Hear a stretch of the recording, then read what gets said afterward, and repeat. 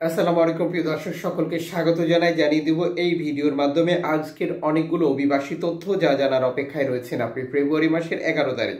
আপনি নিজে জানুন, অন্য একজন ভাই বোনকে এই তথ্যটি জানার ভিডিওটি শেয়ার করে দিন। চ্যানেলটি সাবস্ক্রাইব করে ফেসবুক পেজটি লাইক ফলো করে যুক্ত থাকলে এভাবেই প্রতিদিনের আপডেট তথ্য প্রতিদিন জানতে পারবেন। আপনি কোন দেশ থেকে এই ভিডিওতে যুক্ত হয়েছিলেন কমেন্টস করবেন, ইনশাআল্লাহ আমরা আপনাদের কমেন্টসে রিপ্লাই করব। প্রতিটি দেশ অভিবাসী নিয়ে উদ্বিগ্ন। প্রতিটি দেশ অভিবাসীদেরকে আটকানোর জন্য, বাধা দেওয়ার জন্য নতুন নতুন পরিকল্পনা নিয়ে মাঠে নামছে। সর্বশেষ 2024 সালের একটি তথ্য শেয়ার করেছে ফরাসি কর্তৃপক্ষ, যেটা ফ্রান্স জানিয়েছে 2024 সালে 4000 পাচারকারীকে তারা আটক এবং জিজ্ঞাসাবাদ করেছিল, যাদের বিরুদ্ধে তারা সরাসরি অভিযোগ এনেছিল তারা মানব পাচারের সাথে জড়িত। মানে বিভিন্ন দেশ থেকে ফ্রান্সে অভিবাসীদেরকে তারা নিয়ে আসতো, যেই অভিবাসীরা ফ্রান্স এবং যুক্তরাজ্যে যাওয়ার চেষ্টা করছে। গত বছরের প্রতিবেদন অনুযায়ী শুধুমাত্র স্লিপ খাল ব্যবহার করে 46,000 অভিবাসী যুক্তরাজ্যে প্রবেশ করেছে। ফ্রান্সের সাথে যুক্তরাজ্যের অভিবাসী আটকানোর চুক্তি থাকলেও ধারাবাহিকতা অব্যাহত রয়েছে। এই সময় রেকর্ড সংখ্যক অভিবাসীকে তারা বাধা দিচ্ছে, যারা যুক্তরাজ্যে যাওয়ার চেষ্টা করছে ফ্রান্স থেকে। কঠোরতম অভিবাসন নীতি নিয়ে বেলজিয়াম সরকার কাজ শুরু করে দিয়েছে।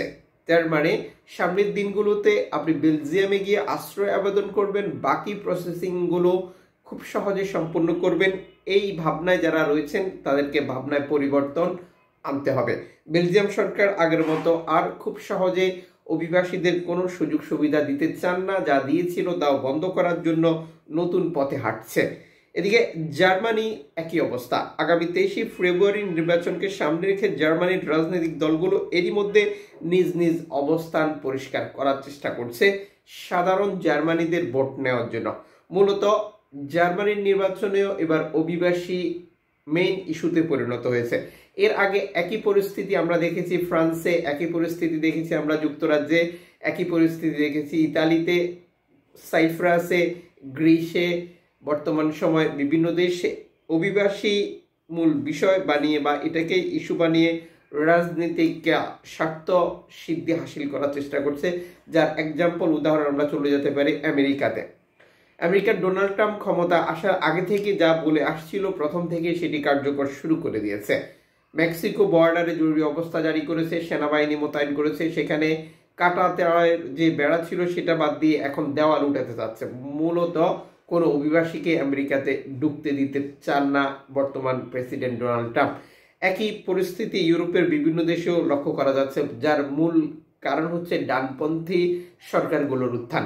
ডানপন্থী সরকারগুলো একে একে ইউরোপের বেশিরভাগ দেশ দখল করে নিয়েছে।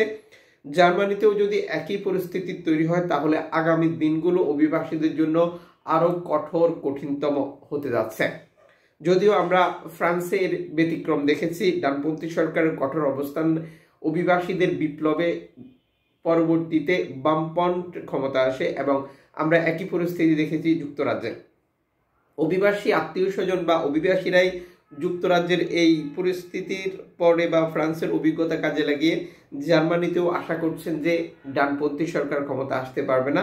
আর ক্ষমতা আসলে কি হওয়ার তা তো বুঝতে পারছেন, বর্তমান এক্সাম্পল ডোনাল্ড ট্রাম্পের অবস্থা দেখে আপনি ক্লিয়ার হয়ে যাওয়ার কথা। এদিকে ইউরোপীয় ইউনিয়ন ইতালির টাকা দিয়ে তিউনিসিয়ান কর্তৃপক্ষ রেকর্ড সংখ্যক শরণার্থী বাধা দেওয়ার প্রক্রিয়া কাজ করে যাচ্ছে। সামাজিক যোগাযোগ মাধ্যমে তিউনিসিয়ার যে সমুদ্র সৈকত, সেখানে নৌকা ভেঙে থাকা, নৌকা উল্টো হয়ে থাকা, নৌকাতে থাকা অভিবাসীদের জিনিসপত্র পড়ে থাকার বেশ কিছু পিকচার ভাইরাল হয়েছে। যদিও এখন পর্যন্ত নিশ্চিত হওয়া যায়নি যে এই প্রতিবেদনগুলোতে নৌকা ডুবি এবং কতজন অভিবাসীর মৃত্যু হয়েছিল। একই অবস্থা উত্তর ফ্রান্সে। উত্তর ফ্রান্স থেকে যুক্তরাজ্য যাওয়ার পথে নৌকা ডুবি এবং শরণার্থীর মৃত্যুর নতুন একটি তথ্য সামাজিক যোগাযোগ মাধ্যমে ছড়িয়ে পড়েছে। এখন পর্যন্ত নিশ্চিত করা যায়নি যে এই নৌকা দুর্ঘটনার ফলাফল কতজনের মৃত্যু হয়েছিল বা সর্বশেষ অবস্থা কি।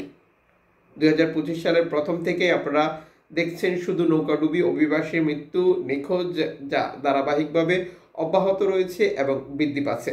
যার মূল কারণ হচ্ছে অভিবাসী উদ্ধারে যে তৎপরতা থাকার কথা বিভিন্ন দেশে, সেটি অনেকটাই স্থবির হয়ে গেছে বা বন্ধ হওয়ার পথে। বিভিন্ন দেশ নানাভাবে নতুন কৌশল নিয়ে কাজ করছে অভিবাসী আটকানো বা বাধা দেওয়ার জন্য, যেটি ধারাবাহিকভাবে অব্যাহত রয়েছে। এদিকে গত বছর ফ্রান্স থেকে ব্রিটেন স্লিপ চ্যানেল অতিক্রম করে যাওয়ার পথে ৭৮ জন অভিবাসীর নৌকাডুবিতে মৃত্যুর দুর্ঘটনা ঘটেছিল এবং ৬০০রও বেশি নৌকা এই পথ ব্যবহার করে যুক্তরাজ্য প্রবেশ করেছে বলে একটি তথ্য শেয়ার করেছে যুক্তরাজ্যের একটি স্থানীয় দৈনিক। সেইবার সর্বশেষ এক্স হ্যান্ডেলে দেওয়া এক বার্তায় নিশ্চিত করেছে তারা বিমান থেকে ভূমধ্যসাগরে লিবিয়া থেকে পালিয়ে আসা একটি নৌকা দেখতে পেয়েছিল। এই নৌকাটিতে ১৫ জন অভিবাসী ছিল বলে এই প্রতিবেদনে তারা যুক্ত করেছে। যদিও এনজিও সংস্থাটি যখন এই তথ্যটি শেয়ার করেছে তখন পর্যন্ত তারা নিশ্চিত করতে পারেনি যে অভিবাসীদেরকে কেউ উদ্ধার করেছে। সাম্প্রতিক সময় লিবিয়া থেকে ছেড়ে আসা নৌকাগুলো ধারাবাহিকভাবে বিপদে পড়া আমরা দেখতে পাচ্ছি, যার মূল কারণ হচ্ছে এই সময় ভূমধ্যসাগরে কোনো এনজিও সংস্থা নেই। এনজিও সংস্থাগুলো কেন নেই, যা ধারাবাহিকভাবে পেছনের ভিডিওগুলোতে বক্তব্য দিয়ে আসছিলাম, তা হচ্ছে ইতালি সরকার নতুন নীতি, নতুন পরিকল্পনা যা কার্যকর হওয়ার ফলাফল হচ্ছে ভূমধ্যসাগরে এনজিও সংস্থার অনুপস্থিতি। ছোট শিপ তৈরি করে আবার ফিরে আসতে দীর্ঘ সময় লাগবে, আর এর মধ্যে গেম দিয়ে চরম বিপাকে রয়েছে বাংলাদেশ সহ বিভিন্ন দেশের অভিবাসীরা, যারা নৌকাডুবি ফলাফল মৃত্যু এবং নিখোঁজ যা প্রতিনিয়ত বৃদ্ধি পাচ্ছে। এদিকে উড়োজাহাজ দিয়ে বর্তমান পরিস্থিতি দেখার চেষ্টা করছেন শিওয়াজ। সর্বশেষ এক্স হ্যান্ডেলে দেওয়া বার্তায় তারা নিশ্চিত করেছে লিবিয়া থেকে ছেড়ে আসা নৌকাগুলোকে স্বাভাবিক প্রক্রিয়ায় বাধা দিচ্ছে, আটক করছে, নির্যাতন সহ আরো নানান ঘটনা ঘটাচ্ছে লিবিয়ান কোস্টগার্ড।